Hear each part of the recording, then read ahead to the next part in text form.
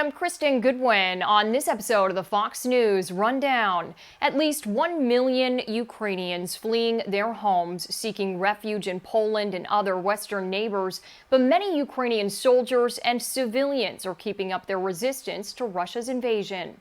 A Ukrainian citizen in Kyiv opens up about what she's experiencing, why she stayed, and her nation's determination to continue fighting. Supreme Court nominee Judge Ketanji Brown Jackson, one of the top Google searches during President Biden's State of the Union address. Fox News contributor and legal scholar Jonathan Turley discusses her judicial background and why the president may have chosen her. Plus commentary by opinion editor for The Washington Times, Charlie Hurt. The Fox News Rundown is a daily news podcast where we take a deeper look at the stories important to you. You can subscribe on your favorite podcast player by going to foxnewspodcast.com. I'm Charles Payne. I'm Kat Timpf. I'm Stuart Varney, and this is the Fox News Rundown. Friday, March 4th, 2022. I'm Jessica Rosenthal. As Russia moves into Ukraine and images surface of bombed-out homes and apartment buildings, the number of refugees continues to climb as other Ukrainians vow to stay and fight. We don't know what will be tomorrow. I'm Chris Foster. Judge Ketanji Jackson Brown's been meeting with senators ahead of Supreme Court confirmation hearings this month. What we know is she's very methodical. She's obviously, very talented. She's a lot of people think the world of her, but we really don't have much in terms of judicial philosophy. And I'm Charlie Hurt. I've got the final word on the Fox News Rundown. Images of bombed-out condo complexes and apartment buildings are filling social media as the mayor of an area called Kherson said Russia has taken over successfully. It's just north of Crimea, which Russia took over in 2014. It's like a hell. We don't know what to do. That's why we cross to another country. More than 1 million Ukrainians have fled, becoming refugees. The International Criminal Court says they've launched an investigation into whether Russian officials are committing war crimes. This week, Secretary of State Antony Blinken announced additional sanctions on Russia's defense sector, saying they are focused on all of Russia's actions. We're taking account of it, we're documenting it, and we want to ensure, among other things, that there's accountability for it. Thursday, the Treasury Department announced new sanctions on dozens of Russian oligarchs. President Biden said ahead of a cabinet meeting Thursday that included one of Russia's wealthiest billionaires, and I'm banning travel to America by more than 50 Russian oligarchs, their families, and their close associates. Earlier this week, Ukraine's President Volodymyr Zelensky said this. Our army is doing everything to fully break the enemy. Nearly 9,000 Russians have been killed in 1 week. Ukraine doesn't want to be covered by the dead bodies of soldiers. Go home. Fox's own Trey Yingst in Kyiv was invited to meet with Zelensky this week with other foreign members of the press. He said that while they want additional support, they are thankful for the support they've received to date. While many have left Ukraine, Zelensky has not, and neither have many civilians who are staying behind to fight or help in whatever way they can. I stay in the city center, in the downtown, and I can hear explosions and all kinds of noises of war. Zinaida Kukina lives and works in Ukraine's capital. And we have sirens all the time, which when we hear it, we need to go to shelter.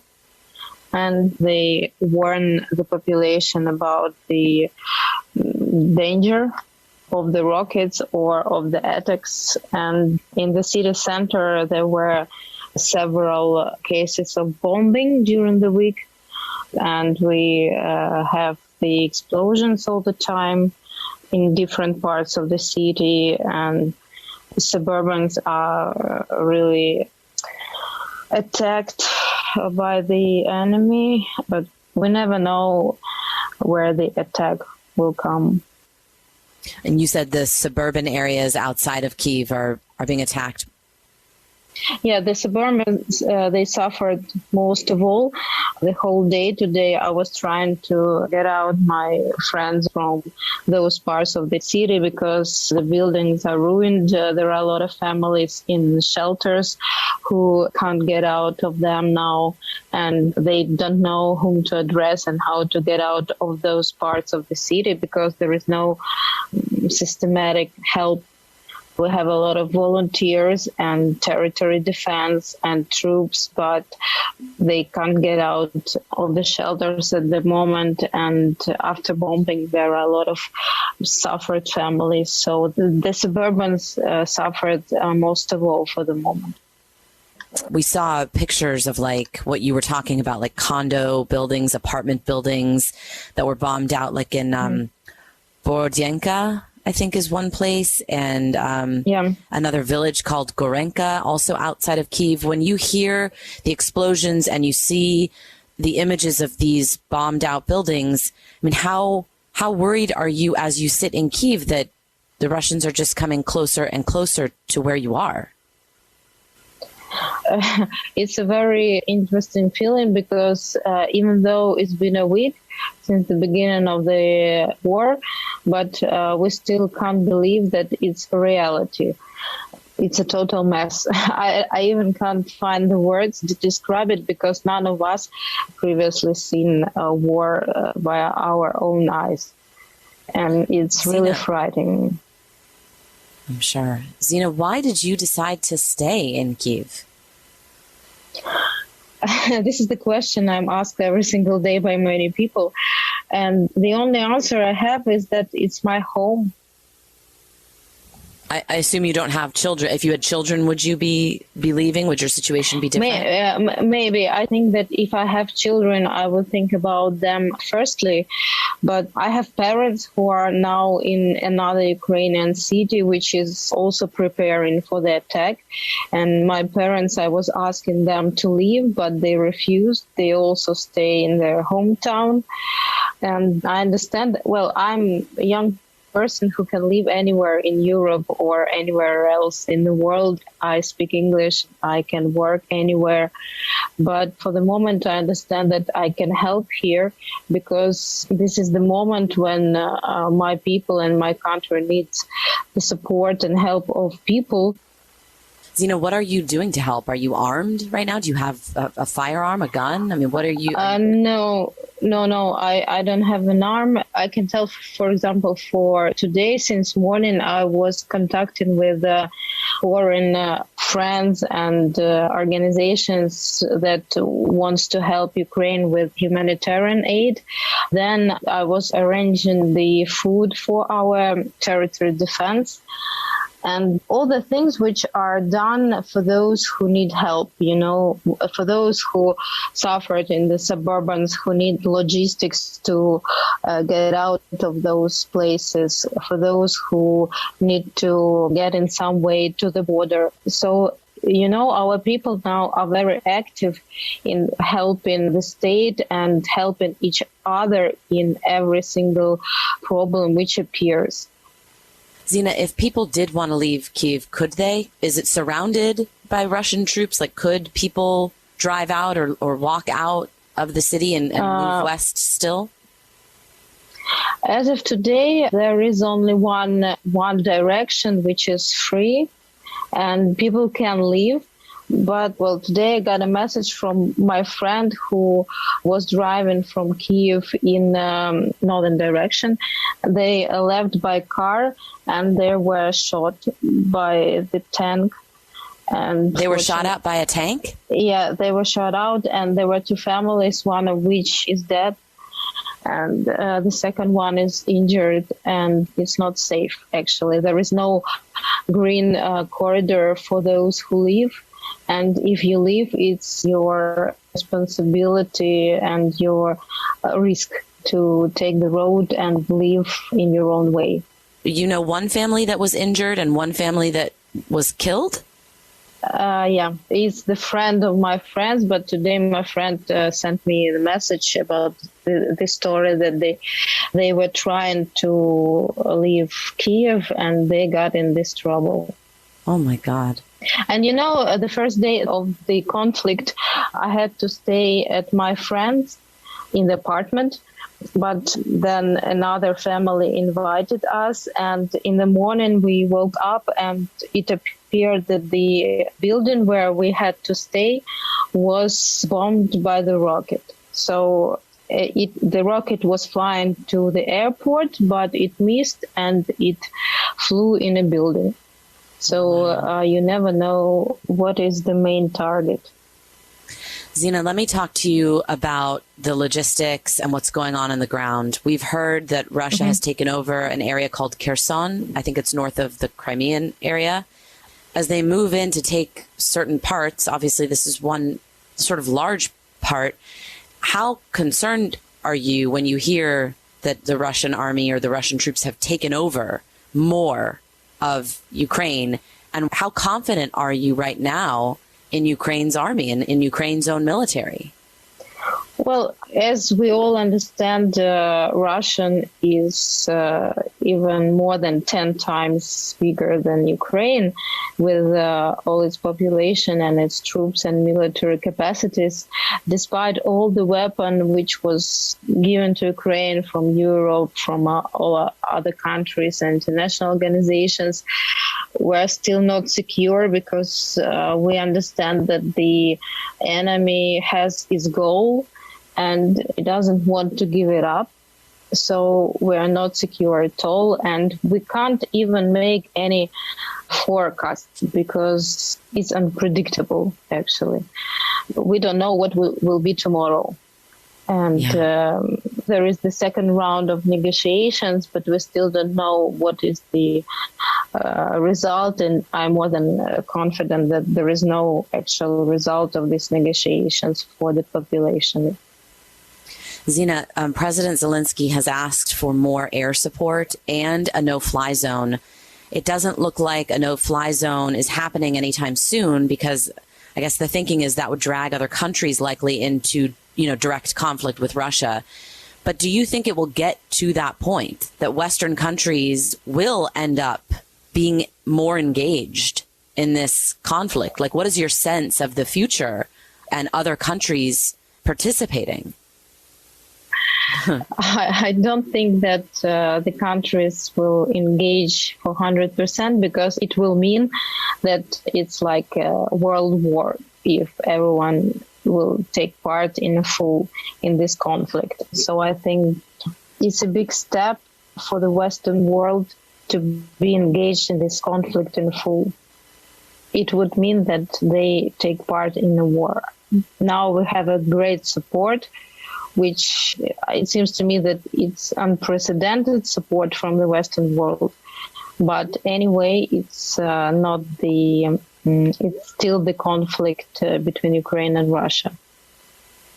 Zina, one more question for you. You referenced it. There was another round of talks in Belarus. It sounds like nothing really concrete has come out of it. But again, Russia said Ukraine has to declare it will not join NATO. Do you want President Zelensky to just do that, to just say, okay, we won't join NATO? Or do you want Ukraine to keep fighting?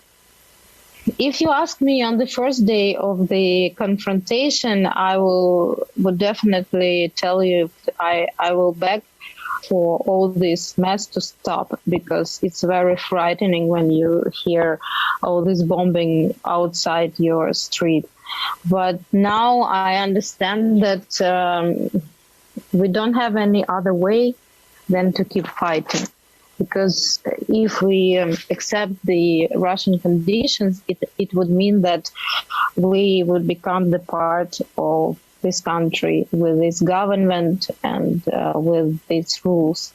And I don't think that our president and our government is ready after all those, I think, small wins that they already attained, that they are ready to become the part of Russia.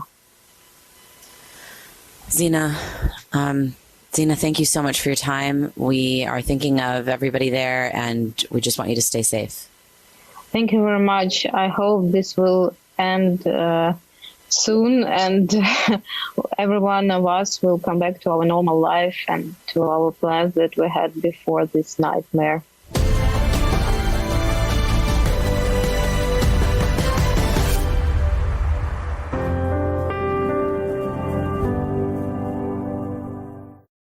This is Charlie Hurt with your Fox News commentary coming up. Confirmation hearings for President Biden's Supreme Court nominee Ketanji Jackson Brown are scheduled to start March 21st, 2 weeks from this coming Monday. She would fill the seat opening with Judge Stephen Breyer's retirement this summer. The members of the Senate will decide if I fill your seat, but please know that I could never fill your shoes. President Biden says Judge Jackson deserves to be considered promptly and fairly. She cares about making sure that our democracy works for the American people. She listens. She looks people in the eye, lawyers, defendants, victims, and families. And she strives to ensure that everyone understands why she made a decision. In addition to being the first black woman Supreme Court justice, Ketanji Jackson would be the first Floridian on the court. She grew up in Miami, went to Harvard and Harvard Law, and clerked for Justice Breyer. She worked to change federal sentencing guidelines during the Obama administration, was appointed to the U.S. District Court for the District of Columbia 9 years ago by President Obama, and was appointed last year by President Biden to the U.S. Court of Appeals for the D.C. Circuit, considered the second most powerful court in the country. So she has experience, but not a thick record of opinions relevant to the new job. The record is long, but rather thin. The judge has been on the court for a number of years, but this is not a nomination coming from an appellate court. Jonathan Turley is a Fox News contributor, a law professor at George Washington University, an attorney and legal scholar. And so the vast majority of these opinions are the type of opinions you see from trial judges. They resolve rather insular issues of evidence or outcomes at trial. They're not the type of decisions that you can glean a lot about her judicial philosophy. There are a couple of those, and that go into more depth, and she has a single appellate decision. But we're still a little bit unclear as to what her judicial philosophy is. The White House and many liberal groups appear quite confident. President Biden said that he wanted someone who would take an expansive view of unenumerated rights, and these groups have argued for someone who believes in a sort of living constitutional approach, a very broad interpretation of the Constitution. They seem confident that she fits that model. The problem is that when the judge came up for her appellate nomination, she was asked whether she adhered to a living Constitution approach. She refused to answer that question and said that it would be inappropriate for her to do so because she's not allowed to have a different methodology than the Supreme Court. That left all of us rather perplexed because judges have answered that question, but more importantly, you're required to follow precedent. No one says you can't have your own judicial philosophy. And then the final reason is that when she came up as a district court judge, she had no trouble in saying no to that question. So she previously did answer that question. That's going to come up in the confirmation hearing. Yeah, it sure will. It used to be they'd take, a couple months to sit down with her, to do some vetting, to just get their ducks in a row. Now, the Senate, with the Democrats of a razor-thin majority, they want to get this done as soon as possible. Yeah, this is a NASCAR pace of a nomination. And, the interesting thing is that the Democrats seem quite adamant that Judge Jackson should not get the confirmation hearing they gave to Judge Barrett. Judge Barrett's confirmation hearing was really outrageous. I mean, the Democrats openly insulted her. They surrounded her with pictures of people that were going to be victimized if she was confirmed, because they said that she was being put on the court for the purpose of striking down the Affordable Care Act. And at the time, I said vociferously that is completely and absolutely untrue, that the case in front of the Supreme Court had very little chance of overturning the ACA. And moreover, I thought that she was more likely to vote to keep the ACA, at least in that case. That's exactly what she did. And she was also a victim of the politics of the time and the timing of the time with not much time left to get her through. So the Democrats obviously wanted to play that up. Well, but also the Democrats really crossed the Rubicon with Judge Barrett. I wrote a couple opinions that the Democrats went further than certainly any modern confirmation I could think of. They demanded that she say how she would vote on issues like Roe v. Wade. They stated that they would vote against her solely because of her judicial philosophy. And I wrote at the time that they've created a type of Barrett rule that, it is now appropriate to demand answers according to that process of how a justice was likely to vote on issues like Roe. And it was also stated by many of the Democratic senators that judicial philosophy alone, even if you are extremely well qualified, as was Barrett, would make you ineligible for confirmation. So the question, the Democrats now seem to be saying that would be inappropriate. And various groups that attack Barrett on her judicial philosophy are now insisting that questions about Jackson's judicial philosophy are really out of bounds. When she was confirmed last year to the D.C. Circuit Court, 3 Republicans voted for her. It was Collins, Murkowski, and Lindsey Graham. Lindsey Graham now says he's a no vote. He's accusing President Biden of being influenced by the far left. I mean, obviously, there are further left judges that he could have chosen. There are other conservatives who say no, she's a completely reasonable pick. Yeah, I mean, that's what it'll be interesting about this confirmation process. If they follow the Barrett example, they'll be asking her rather pointed questions about her judicial philosophy. I expect that she will, again, while not refusing to answer entirely, I think that she's very likely to be limited in what she's going to say. The issue of voting for someone for an appellate court and then differently before the Supreme Court is something that both parties have done. That this is not the first time. Senators of both parties have said that they treat the Supreme Court differently when a nominee comes up, because obviously this is a much more enhanced and lofty position. Is there a process for practicing? Candidates hold mock debates. Are there mock Q&A sessions for Supreme Court nominees? Yeah, there are types of murder boards that are sometimes used. The nominees are given a lot of material by the White House team. It also involves outside counsel often who volunteer to help a nominee. So these are very practiced answers, and you'll see that. I expect that Judge Jackson will stay close to the script, as have previous nominees. The biggest difference is really that this is coming so soon after the Barrett nomination. So there's going to be a lot of comparisons. Barrett did talk about her judicial philosophy. She talked about how she has originalist views and how she approaches the Constitution. It was remarkably detailed and frank. So if that's the comparison, you may have Republican senators saying, well, we want the same openness from you because our colleagues said that judicial philosophy alone can be the basis to vote against a nominee. Now, part of the concern for the Republicans is really there's a balancing here, right? You've got the first potential African-American woman for the court that has historic meaning. It makes this a very important historical confirmation process. On the other hand, you don't want to be one of 2 or 3 Republicans voting for a justice if she does prove to be to the far left. And, particularly in this environment, that could also come back to haunt you. So it's a difficult position for these senators to be in. Yeah, it certainly is a little more fraught. No matter what happens, any tough questioning, somebody is going to call somebody a racist.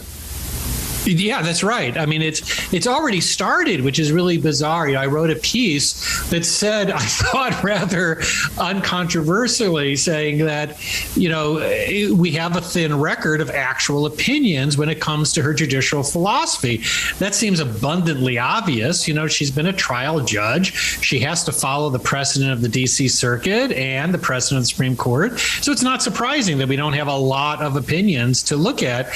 I don't know anyone who is really really said that we have a very good idea of her philosophy. What we know is she's very methodical. She's obviously, very talented. She's a lot of people think the world of her, but we really don't have much in terms of judicial philosophy. But that column sort of triggered the tsunami from the left, saying you would never ask this of a male or white nominee, which is really hilarious, because if you go back, I've covered almost 30 years of Supreme Court nominees, and every single one of them I had this column, and many of them I said we just don't have much of a record.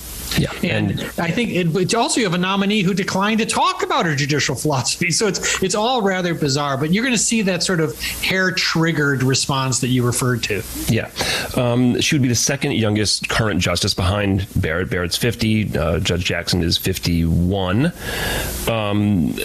Any possible dynamic shifts there, or is it really just impossible? Is that an impossible question to answer? Well, the nominees are getting younger and younger. Presidents are trying to guarantee their legacy by simple weight of numbers. It's an unfortunate trend, quite frankly. That should not be the overriding consideration, but it is hugely important. Now, in favor of Judge Jackson, I will note that she has many things in her background that I really like. I mean, yes, she is young, but she has a lot of years of experience on the court. I like the fact that she was a trial judge. That really is an experience that is fairly rare on the court. I also really like that she was a public defender. That is exceptionally rare. But then finally, I like the fact that she's walked the walk. She has litigation experience. It's often the case that, when you hear some of the justices talk, it's pretty clear they haven't done a lot of litigation. And a lot of litigators often complain about that. Trial judges complain that the Supreme Court seems often out of touch with the realities of trials. So that's going to be a nice addition to the court. Jonathan Turley, I hope you can keep some time open for us when this thing really gets moving. Fox News contributor, professor at George Washington University, legal scholar. Jonathan Turley, thanks again. It's my great pleasure. Thank you.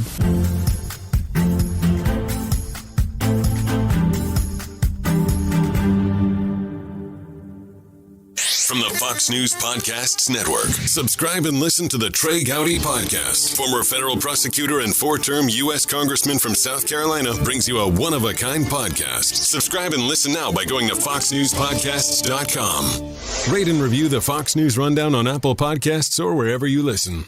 It's time for your Fox News commentary. Charlie hurt. What's on your mind? Welcome to the first war of the Green New Deal.